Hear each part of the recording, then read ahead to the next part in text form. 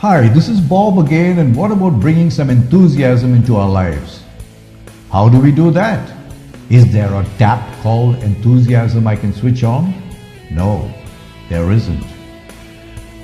A man had died and the whole city mourned his death. At a club, everybody discussed his life and also reminded each other of one characteristic or other that had made the departed one loved by his friends. Finally, a man whose name is famous spoke.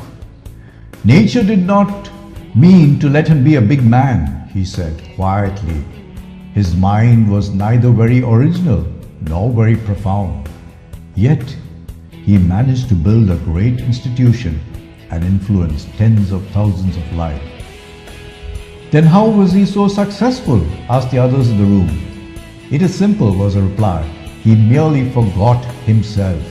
When he spoke, his imperfections were lost in his enthusiasm. When he organized, the fire of his faith burned away all obstacles. He abandoned himself utterly to his task.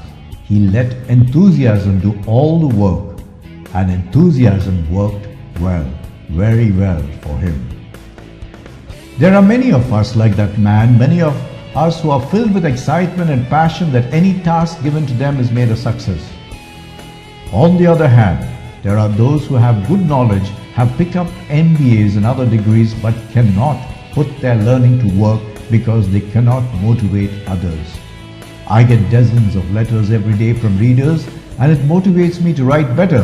But once in a way I get a harsh letter, an angry letter, and I know from that letter what a bitter fellow the writer is and how much he needs to appreciate others before enthusiasm comes into his life.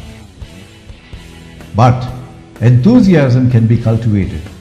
At first you must consciously put your eyes, your voice, your spirit, in a word, yourself into your appreciation of people and events and things. Do this around your home, at your work and in your social contacts, and you will be surprised how quickly it will become second nature.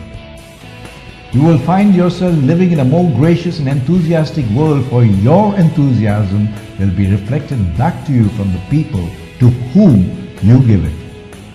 Unfortunately, most of our time is spent in doing the opposite.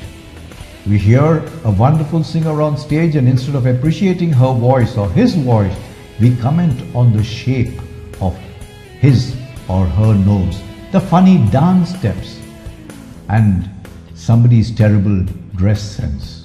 We don't even listen to the song as our minds dwell on the negative. Concentrate on appreciation and your enthusiasm will be reflected back to you. It's worth the effort, for as Ralph Emerson says, every great and commanding movement in the world is the triumph of enthusiasm. Every day is the best. Write it in your heart that every day is the best day of the year, and when you make it the best day of someone else's year, you are the one who wins finally. Thank you. This is Bob signing off.